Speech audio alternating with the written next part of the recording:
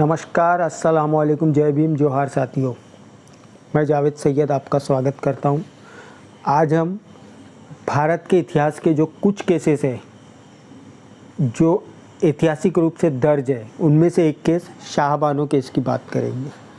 शाहबानो का 1985 का जो डिसीज़न है, जो सुप्रीम कोर्ट का फैसला आया था, वो आपने अक्सर टीवी अगर देखते हैं तो मेरी तो पर्सनल सलाह ये है कि आप टीवी ना देखें, आज की तारीख में ना देखें, क्योंकि ये पूरा गोदी मीडिया हो चुका है। वो आपको सच कुछ नहीं दिखाता, अपना प्रोपेगेंडा दिखाता। पर जो कोई भी देखता होगा तो उन्होंने अक्सर बीजेपी के प्रवक्ताओं के मुँह से ये सुना होगा, कांग्रेस वालों को वो ताना मारते हैं कि शाहबानो केस याद है क्या करके। अब शाहबानो केस क्या है वो मैं आपको शॉर्ट में बताता हूँ। 1932 में शाहबानो की शादी हुई थी एक वकील, जो पेशे से वकील थे, मोहम्मद अहमद खान नामक व्यक्ति से। उनका सब ठीक चल रहा था और 1946 में मोहम्मद अहमद खान ने एक दूसरी शादी कर लिया। तब भी ये कंबाइंड फैमिली में जिस भी तरह रहते थे, ये साथ में ही रहते थे। शाहबानो को 3 लड़के और 2 लड़कियां थी। लेकिन 1975 में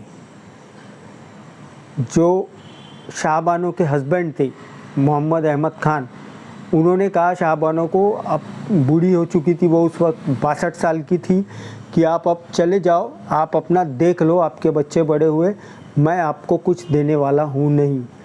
इसके लिए जब उन्होंने शाहबानो को निकाल दिया अपनी विरासत से, अपने घर से, या जो भी उनके हिस्सेदारी थी प्रॉपर्टी में, तो शाहबानो ने मेंटेनेंस के लिए वहाँ के मजिस्ट्रेट कोर्ट में केस डाला कि मुझे ये व्यक्ति ने निकाल दिया है, मैं बूढ़ी हूँ, मुझे मेंटेनेंस चाहिए। तो मजिस्ट्रेट ने वहाँ पे 200 रुपये महीना शाहबानो को मेंटेनेंस दिया जाए, इसके लिए एक आदेश किया। 2-3 महीने तक का तो उनके पति ने, जो वकील थे, उन्होंने बरोबर मेंटेनेंस दिया। लेकिन 1978 के नवंबर में उन्होंने मेंटेनेंस देने से मना कर दिया और उसके खिलाफ हाई कोर्ट में एक अपील डाली उन्होंने। 2-3 महीने के बाद वापस से उन्होंने हाई कोर्ट में एक अपील डाली उनके पति ने कि मैंने इसे 3 तलाक दे दिया है। तलाक देने का भी वही ढर्रा तरीका, तलाक तलाक तलाक 3 बार कह देना, जो हमारे स्पेसिफिक जो कैसे है भारत, पाकिस्तान और बांग्लादेश, यहाँ पे जो सिस्टम चलता है तलाक का, मैंने उसे 3 बार तलाक तलाक तलाक कह दिया है और अब मैं उसे तलाक दे चुका हूँ। अब मेरे ऊपर कोई लायबिलिटी नहीं बनती, मेरे ऊपर कोई जिम्मेदारी नहीं बनती कि मैं उसको अब मेंटेनेंस दूँ, ये इन्होंने कोर्ट में कहा। तो शाहबानो जो इनके आदेश के खिलाफ, जो ये कोर्ट में इन्होंने कहा था मजिस्ट्रेट कोर्ट में, हाई कोर्ट में केस डाला कि मुझे मेंटेनेंस मिलना चाहिए, तलाक देने के बाद भी मिलना चाहिए। हाई कोर्ट ने तब भी आदेश किया, 200 रुपये से घटाकर उसको 179 रुपये 20 पैसे, 179 रुपीज़ 20 पैसा कर दिया, वो देना पड़ा। फिर उनके बाद उनके हस्बैंड ने सुप्रीम कोर्ट में इसके जो खाउटी जिसे कहते हैं, मेंटेनेंस का जो शाहबानो को पैसा जाता था, उसके लिए सुप्रीम कोर्ट में गया है। तो सुप्रीम कोर्ट में भी यही आदेश हुआ कि आपको जो है शाहबानो को मेंटेनेंस देना ही पड़ेगा। रकम वहाँ पे थोड़ी सी घटा दी गई, लेकिन आपको देना पड़ेगा और उन पे मेंटेनेंस कंपलसरी कर दिया। अब रही बात ये केस की, कि सुप्रीम कोर्ट ने ये केस में ये आदेश दिया कि आपको देना पड़ेगा, और इनके पति जो थे वो कुछ कुरानिक आयतें लेके, जो कि कुरान के दूसरे पारे की, जिसे दूसरा चैप्टर कहते हैं, उसकी 241 और 42वीं, जहाँ तक कि सूरत निसा है, उसकी आयतें लेके पहुँचे कि अगर एक बार औरत को मर्द ने तलाक दे दिया और उसका जो महर मतलब वो रकम होती है जो शादी के समय मर्द पे तय की जाती है कि वो अपने हैसियत से वो औरत को देगा। उसके लिए ये ज़रूरी नहीं होता कि वो तलाक के बाद ही देगा, वो दोनों साथ रहते हुए भी उसको दे सकता है, और ये देना कंपलसरी होता है अपने जीवन में, उसे वो महर, वो रकम उसको देनी ही पड़ती है। तो ये बोल के उसने केस किया था कि मैं इसे ऑलरेडी महर दे चुका हूँ, और मुस्लिम लॉ के हिसाब से जिसे तलाक दे दिया जाता है उसकी लायबिलिटी उसके पति पर नहीं रहती है, या तो वो अपनी जिम्मेदारी खुद उठाए या कोई ट्रस्ट जो होता है वक्फ का वो उसकी जिम्मेदारी उठाए। पर सुप्रीम कोर्ट ने एक नहीं मानी और सुप्रीम कोर्ट ने आदेश दिया कि नहीं, आपको इन्हें मेंटेनेंस देना ही पड़ेगा। फिर बात सुप्रीम कोर्ट के बाद तो अब कहीं जा नहीं सकती। अब हुआ असली राजनीतिक खेल शुरू सुप्रीम कोर्ट के आदेश के बाद। अब साथियों, मैं आपसे पूछना चाहता हूँ, आप हिंदू हो, मुसलमान हो, क्रिश्चियन हो, ईसाई हो, बौद्ध हो, मैं नहीं जानता हूँ, अगर कोई व्यक्ति संपन्न है, सुप्रीम कोर्ट का वो वकील था, हाई कोर्ट में प्रैक्टिस थी, वो क्या जिससे शादी किया है, जिससे उसकी 5 बच्चे हैं, भले ही वो बच्चे कमाते हो या कुछ भी हो, क्या उस व्यक्ति की जिम्मेदारी बनती नहीं कि जब तक शाहबानो ज़िंदा रहती वो उसे कुछ ना कुछ महीना देता ही रहता? क्योंकि 1975 में शाहबानो की एज 62 साल थी और 85 आए तक का 72 हो गई थी, तो वो और कितने दिन जीती थी? बुढ़ापे का समय है, खाना लगता, दवाई लगता। मेरे हिसाब से तो उसके पति को मेंटेनेंस देना था। इस्लाम का आड़ नहीं लेना चाहिए, क्योंकि इस्लाम जो है वो 1400 साल पहले एक रिवील हुआ एक धर्म है, 1400 साल पहले आया है, और इस्लाम आया है सऊदी अरब में। उस समय की वहाँ की कंडीशन आप अनंत काल तक का या कहिए हमेशा के लिए सारी दुनिया पे नहीं लगा सकते। इस्लाम की बहुत सी बातें ऐसी है जो सऊदी अरब तक का ही लागू होती है। जैसा इस्लाम में कहा जाता है कि बारिश जो है खुदा की रहमत होती है। बेशक बारिश खुदा की रहमत होती है, लेकिन कहाँ रहमत होती है? क्या आप कहेंगे जहाँ बारिश में हज़ारों मकान बह गए, जहाँ बारिश में सैकड़ों लोग मर गए, उसे भी आप खुदा की रहमत कहेंगे? नहीं कहेंगे ना। ये सऊदी अरब के लिए था, ये उस खित्ते के लिए था, उस ज़मीन के लिए था, उस जगह के लिए था जहाँ साल में 1, 2 या 3 बार बारिश होती है।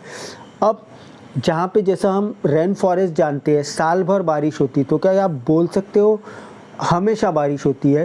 तो आप बोल सकते हो वहाँ पे बारिश रहमत है। बिहार को कोसी नदी का श्राप कहा जाता है, बिहार को, कि कोसी नदी से सैकड़ों घर बर्बाद होते हैं।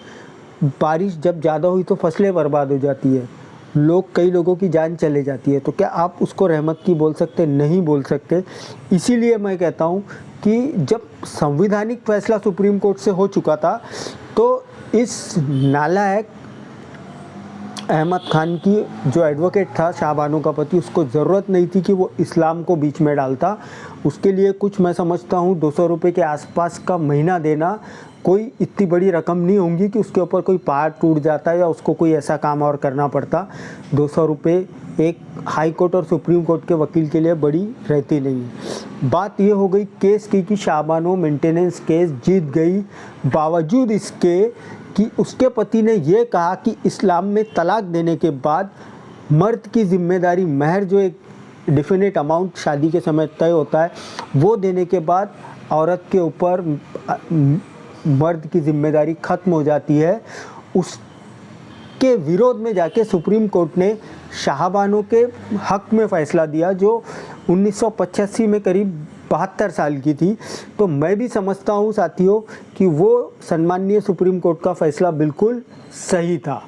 और शाहबानो की तरफ से जो है दानियाल लतीफ़ करके एडवोकेट है, उन्होंने पैरवी की थी और उन्होंने उन्हें सारे केस, मेंटेनेंस के जो केस थे 125 CRPC के अंदर का आता है, वो जिताया था।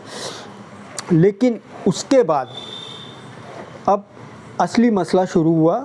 सुप्रीम कोर्ट के आदेश के बाद मसला वो शुरू हुआ जिसके कारण आज भी भाजपा के प्रवक्ता कांग्रेस के प्रवक्ताओं को याद दिलाते हैं टीवी पे बैठ के, शाहबानो याद है कि भूल गए, शाहबानो याद है कि भूल गए।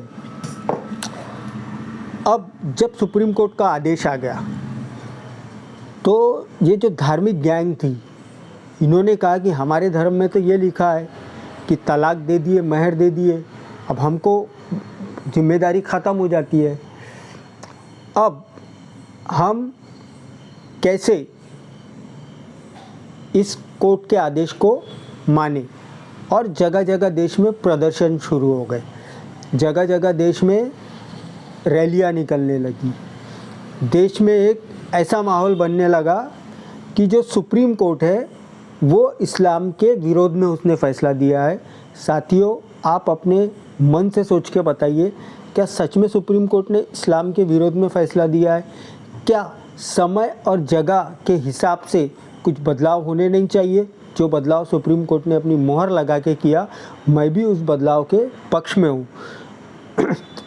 अब जगह जगह एजिटेशन होने लगे तो उसके बाद उस समय के प्रधानमंत्री थे स्वर्गीय राजीव गांधी, और उनके जो सलाहकार थे वो थे वजाहत हबीबुल्ला। वजाहत हबीबुल्ला ने और एमजे अकबर भी, जो इस समय मेरे हिसाब से वो भाजपा में है, ये राजीव गांधी को समझाने लगे कि देखो, सुप्रीम कोर्ट का फैसला इस्लाम धर्म के विरोध में आया है, आपको कुछ करना पड़ेगा, नहीं तो आप चुनाव हार जाएंगे, मुसलमान आपसे नाराज़ हो जाएंगे, मुसलमान आपको वोट नहीं देंगे।